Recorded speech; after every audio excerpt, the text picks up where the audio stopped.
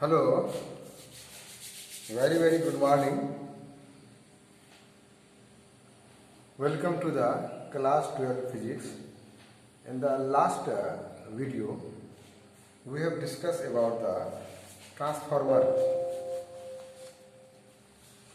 So that introduction was there regarding the transformer. So transformer is a device. Transformer is a device which can convert an alternating current at low voltage into a high voltage and vice versa. That already we have discussed. And the type of transformer we have done up to the principle of transformer on which the transformers work. The principle was, it works on the principle of mutual induction. Then the mutual induction also we have discussed. When current passes through a coil and magnetic field lines linked with the coil changes, as a result induced EMF is produced. But when another coil is kept inductively coupled with the first coil, then as a result, in the second coil, neighboring coil, the induced EMF will be produced. Such type of phenomena is called mutual induction that we have already discussed. So that is the remaining part of the transformer. Transformer.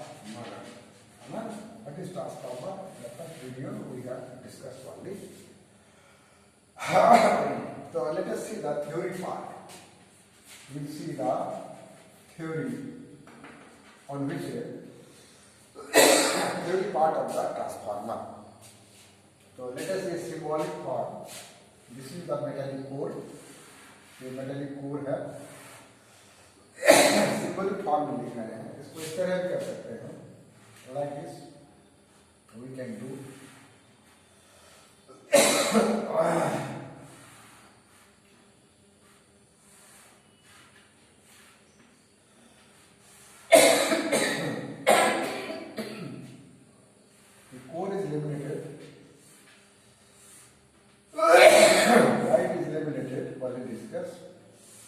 This is the metallic core. Laminated core is there. In the one end, here insulated copper wire is one.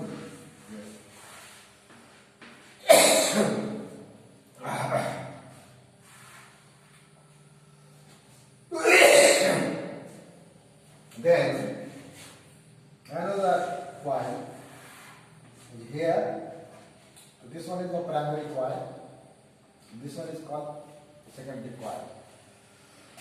This side is called input, and here it is the output. Right. So let us see. Let number of coils. Let NP and NS are the number of turns in a primary coil and a secondary coil. Secondary coil respectively. Here the number of turns is NP and here is the number of turns is NS, named by NS. You can take N1, N2 also. किसी group में N1, N2 भी दिया जाता है. तो when input is supplied, जब हम लोग इनपुट यहाँ सप्लाई करते हैं, इनपुट सप्लाई मान लो क्या है, EP मतलब प्राइमरी कॉइल में applied voltage. Then what will happen? Current will pass through this one. ये लगा दिया तो मान लो करंट क्या हो गया, IQ हो गया. IQ कर जाएगा. जैसे करंट जाएगा इस कॉइल में क्या लिंक होगा, मैग्नेटिक फील्ड लाइंस लिंक होना शुरू करेगा. राइट. तो कितना EMF पैदा होगा यहाँ पर, how much EMF will be induced by Faraday's law. तो the induced EMF in the primary coil कितना होगा, induced EMF in the primary coil, यही वाला इंड्यूस्ड ईएमएफ, इसका एरर में ईपी पैदा होगा, कॉइल है ईपी बराबर क्या लिखेंगे, बाई फैराडे लॉ, माइनस तो लिखना ही है, एन पी इंटू क्या हो जाएगा D phi by D T, by क्या Faraday law, Faraday's law of क्या है EMI, that we have seen in the EMI chapter electromagnetic induction. तो सिमिलरली इंड्यूस्ड ईएमएफ, जैसे ये फ्लक्स रहेगा, यह फ्लक्स किससे एसोसिएट, यहाँ पे एसोसिएट होगा, as a result due to mutual induction इसमें भी ईएमएफ पैदा होगा। ये ईएमएफ जो है इसके अपोजिट होगा, यहाँ प्लस होगा तो यह माइनस होगा, या माइनस होगा तो प्लस होगा, क्यों, लेंजेस लॉ से अपोज करेगा। तब इसमें भी करंट जो है फॉलो करेगा अपोजिट डायरेक्शन, वैसे जा रहा है तो यहाँ opposite direction, this is called IS, current in the secondary coil. तो induced EMF in S coil, this is the EF बराबर कितना होगा, this will be what, number of turn. तो ये हम लोग पढ़े हैं ई बराबर minus M D phi by D T, this is the D N S और हो जाएगा D phi by D T. मतलब जितना फ्लक्स यहाँ हुआ वो सारा का सारा फ्लक्स जो है सेकेंडरी कॉइल से लिंक हो गया, तो दोनों का फ्लक्स क्या रखे हैं, सेम रखे हैं। तो नो इसमें हम लोग सपोज यहाँ पर हम लोगों ने ई लगाया, ई को सप्लाई किया, ई के कारण करंट आईपी गया, उसके कारण इंड्यूस्ड ईएमएफ ईपी हुआ। तो हम लोग बाय लेंजेस रूल ये सेल्फ इंडक्शन होगा, है ना। तो लेट इनपुट वोल्टेज अप्लाइड या supplied in primary coil, P coil बी ई लगाया, जैसे ई लगाएंगे ई के कारण जो करंट जाएगा तो यहाँ पर ईएमएफ ईपी इंड्यूस्ड होगा ही, है ना। तो net EMF in P coil करना होगा, ये तो क्लोज है ना, ईएमएफ लगेगा तो क्लोज हो जाएगा। तो नेट कितना होगा, सप्लाई वोल्टेज कितना इतना है, और इसी के अपोज में क्या पैदा हुआ है, माइनस ईपी पैदा हुआ है, इसी के कारण पैदा हुआ है। तो बाई लेंजेस लॉ क्या करेगा, एक दूसरे को अपोज करेगा। तो नेट ईएमएफ जो है ई माइनस ईपी हुआ, ठीक है। अब सवाल है कि ये जो क्लोज सर्किट है, इस क्लोज सर्किट में देखो वोल्टेज लगाने का मतलब है ये क्लोज किया गया है, तभी ना करंट फ्लो होगा, ओपन रखेंगे तो करंट फ्लो नहीं होगा। तो बाई कौन सा, केवीएल किरचॉफ वोल्टेज लॉ और लूप लॉ से क्या होगा, ई माइनस ईपी बराबर क्या होगा, आर इंटू आई पी। क्योंकि इस क्लोज सर्किट में आर इसका रेजिस्टेंस है, आई पी क्या इसे करंट जा रहा है, ये तो है। Net EMF in a close loop is equal to क्या होगा, sum of the product of current and resistance of impulse branch, this is the Kirchhoff's voltage law या किरचॉफ्स लूप लॉ। उसको याद रखना है, किरचॉफ्स का इलेक्ट्रिसिटी चैप्टर में पढ़े हैं, Kirchhoff's junction rule, the algebraic sum of current meeting at a point is zero, this is the junction rule. Another is loop rule, है ना, या उसको मेश रूल भी कहते हैं, या उसको वोल्टेज लॉ भी कहते हैं। क्योंकि सेकंड लॉ में क्या आता है, what is based on the law of conservation of energy मतलब वोल्टेज, राइट। तो बट यहाँ ये देखो, ये चूंकि इंडक्टर है और कपर वायर है, इसका रेजिस्टेंस क्या माना जाता है, रेजिस्टेंस इज अप्रोक्सीमेटली नेग्लिजिबल माना जाता है, होता नहीं है लेकिन मानना पड़ेगा, तो बहुत कम है। अगर आर का वैल्यू 0 होगा, ई माइनस ईपी बराबर क्या है 0, दैट इज ई बराबर ईपी, मतलब जो इनपुट देंगे वही प्राइमरी कॉइल में इंड्यूस्ड ईएमएफ होगा। सिंपल इसको समझ के रखना है। तो जब ऐसा हो जाएगा तब जो है हम लोग क्या कर सकते हैं, इक्वेशन फर्स्ट इसका मतलब जितना यहाँ पैदा होगा वहाँ इतना ही पैदा हो जाएगा, मस्ट बी देयर, राइट है। जितना डाले अब वो अगर स्टेप अप है तो बढ़ा देगा, स्टेप डाउन है तो क्या करेगा, घटा देगा। इसका मतलब जो इनपुट दिए वही ईपी है। इसका मतलब this EP voltage in the primary coil बराबर माइनस एनपी कितना हो गया d∅dt, और ये ES बराबर क्या है माइनस NS d∅dt है। दोनों का हम लोग रेशियो देते हैं। रेशियो मतलब आउटपुट इनपुट है। तो देखो ES/EP बराबर ये दोनों करेंगे तो ये क्या हो जाएगा माइनस NS d∅dt। ये एग्जाम में लिखने की जरूरत नहीं है, डायरेक्ट लिख देंगे एनपी और ये d∅dt। ये तो कैंसिलेशन हो करके डायरेक्ट हम लोग NS/MP लिख देंगे, डिवाइड करेंगे डायरेक्ट, इसको लिखने की जरूरत नहीं एग्जाम में। तो ये हो गया this is the ratio of number of turns in the secondary coil and number of turns in the primary coil. This ratio is denoted by K। इसको किससे दिखाते हैं, K से दिखाते हैं। और इस रेशियो को क्या कहते हैं, transformation ratio. Name of this ratio is known as transformation ratio. इसका नाम दिया जाता है ट्रांसफॉर्मर रेशियो या transformation ratio, that we name this one, right. So here, now this ratio, what ratio NS/NP का जो रेशियो है is called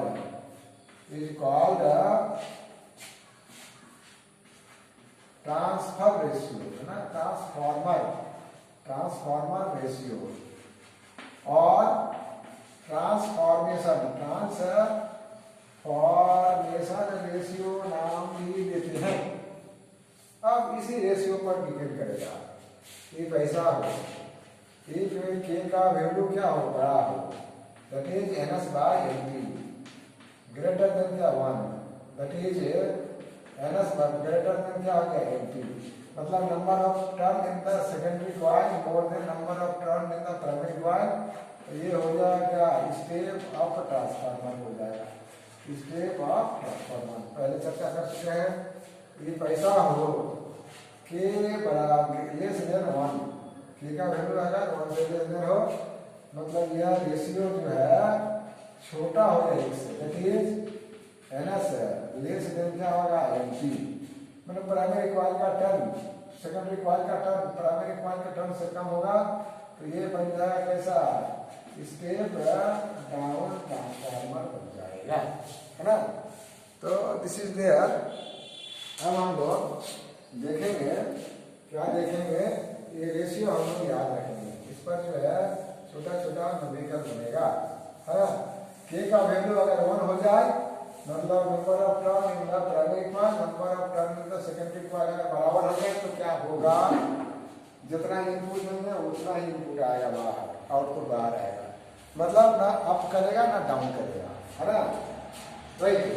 now will see the current in primary and secondary coil.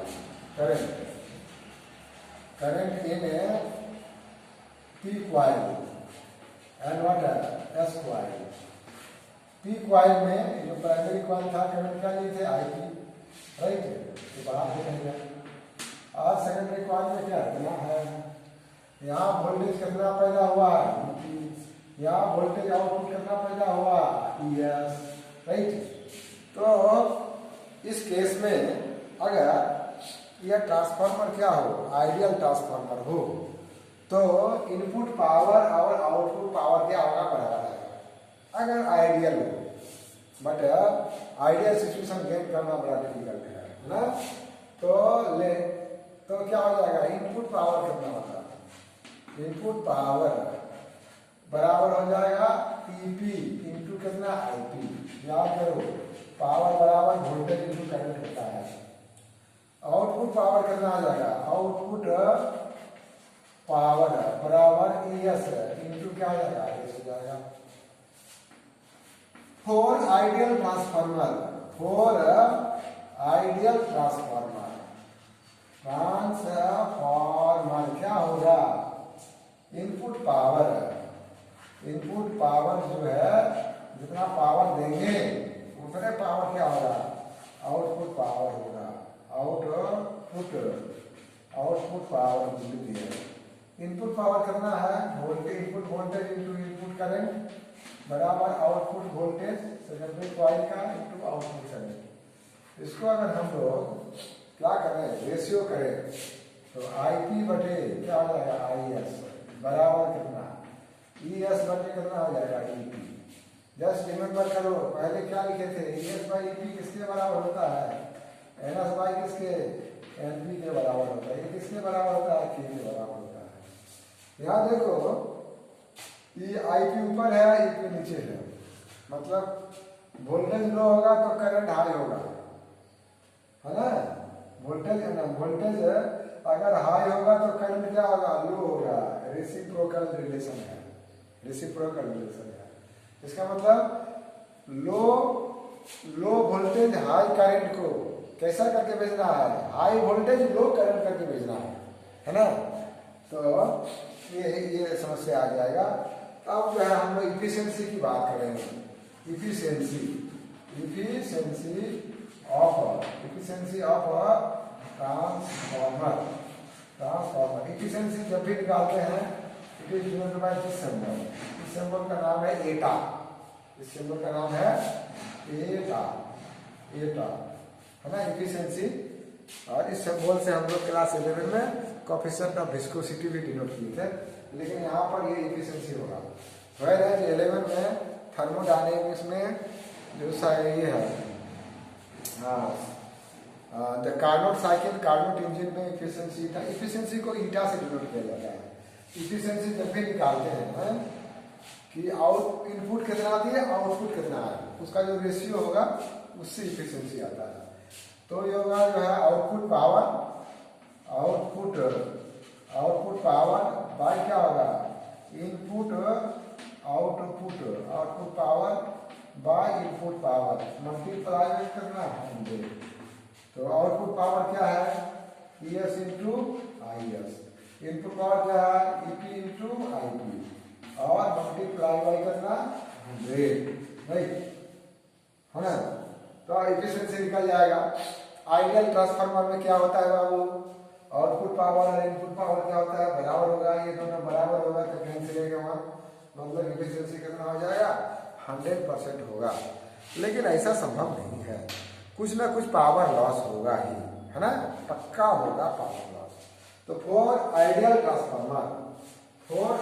Transformer power efficiency how much है, 100%, है ना। But to get ideal transformer it is practically impossible, some loss of energy will be there while transferring the input into output. So there are energy losses in transformer, energy losses, है ना, losses in a transformer में कुछ energy loss होता है। Energy loss क्या होगा, इसको पहला है कॉपर लॉस क्या है, छोटा सा ट्रांसफर होने वाला है सिंबॉलिक फॉर्म में।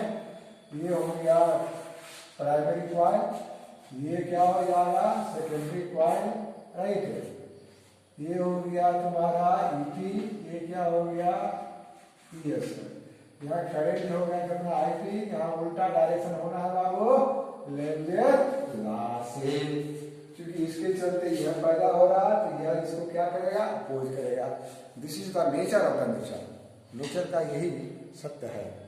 तो ईडी लॉस क्या है, ये किस चीज का बना हुआ है, कॉपर वायर का बना हुआ है, कॉपर वायर है, इससे करंट जा रहा है तो पावर बराबर क्या होता है I/R। इसका कुछ ना कुछ रेजिस्टेंस होगा ही। आइडियल में R को क्या मान लेते हैं, नेग्लिजिबल, तो कुछ ना कुछ तो रेजिस्टेंस होगा, उससे क्या होगा, कुछ ना कुछ पावर लॉस हो जाएगा, तो कॉपर लॉस करते हैं।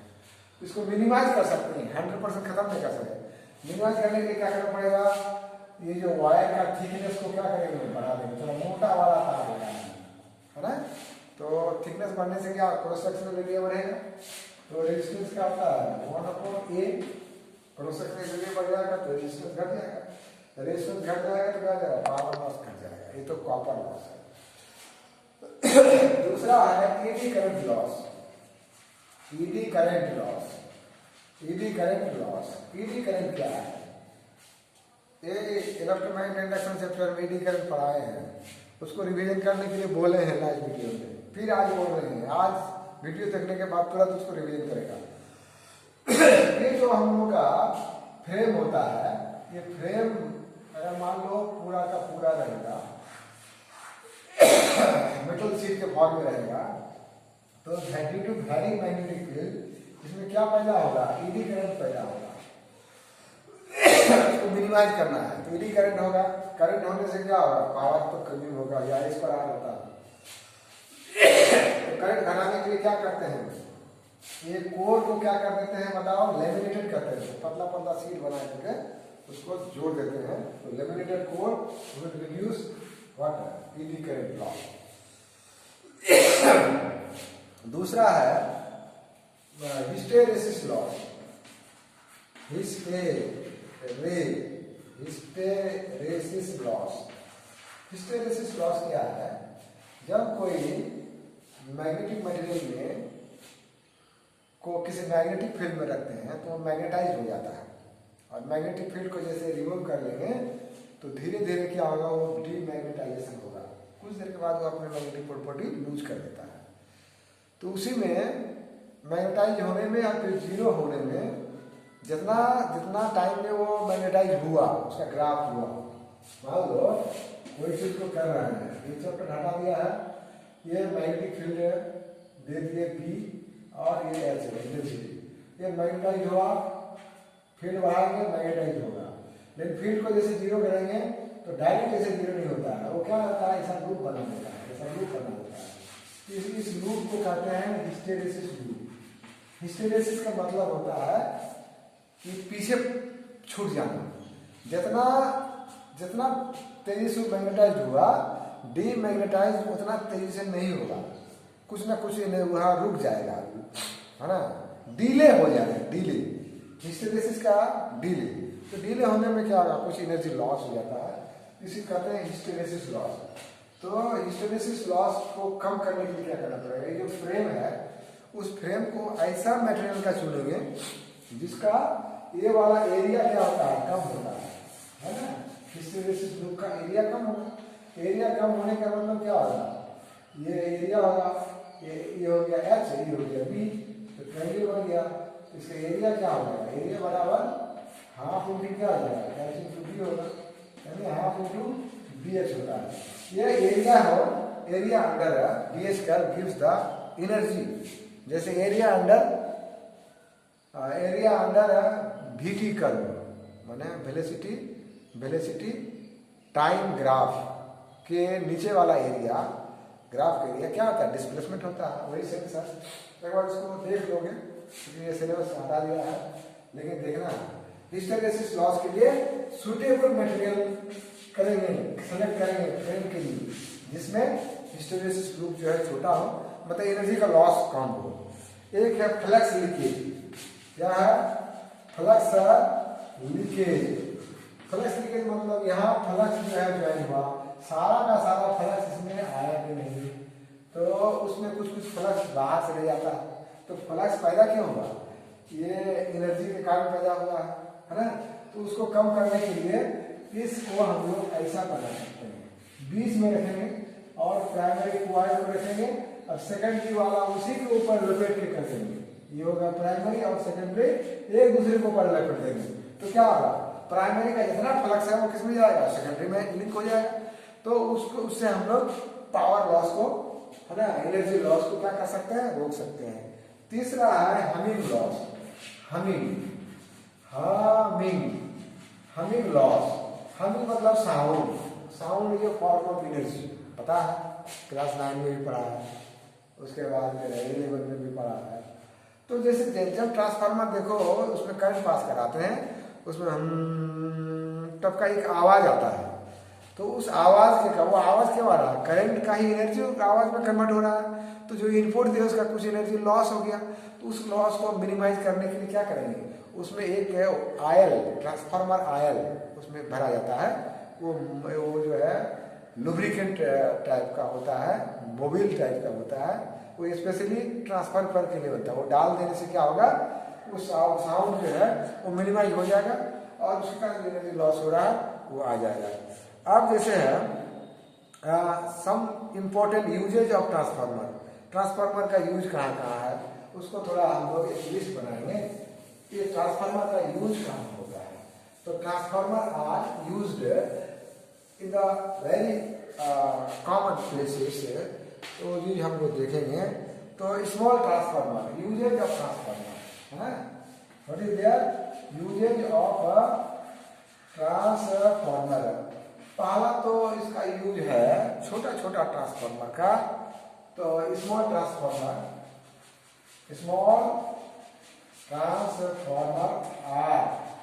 आर यूज्ड इन किसमें, रेडियो में यूज होता है ना।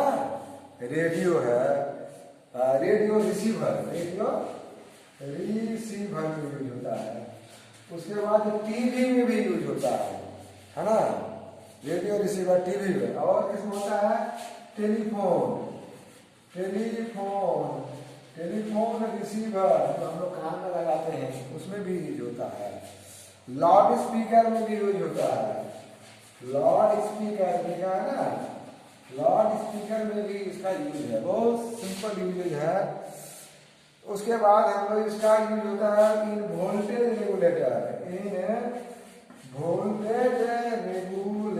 सारे लोग घर में है रेगुलेटर, इसमें यूज होता है। इन रेफ्रिजरेटर मतलब फ्रिज, सारे लोग के घर में, वहां पे ट्रांसफार्मर का यूज होता है। एयर कंडीशनर है ना, एयर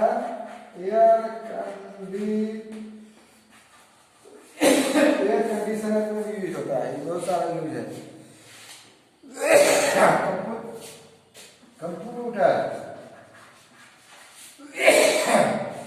कंप्यूटर में भी इसका यूज है, दीज आर द यूजेज। इन है स्टेबलाइजिंग पावर सप्लाई, ये जो है चार हो गया। इन है स्टेबलाइज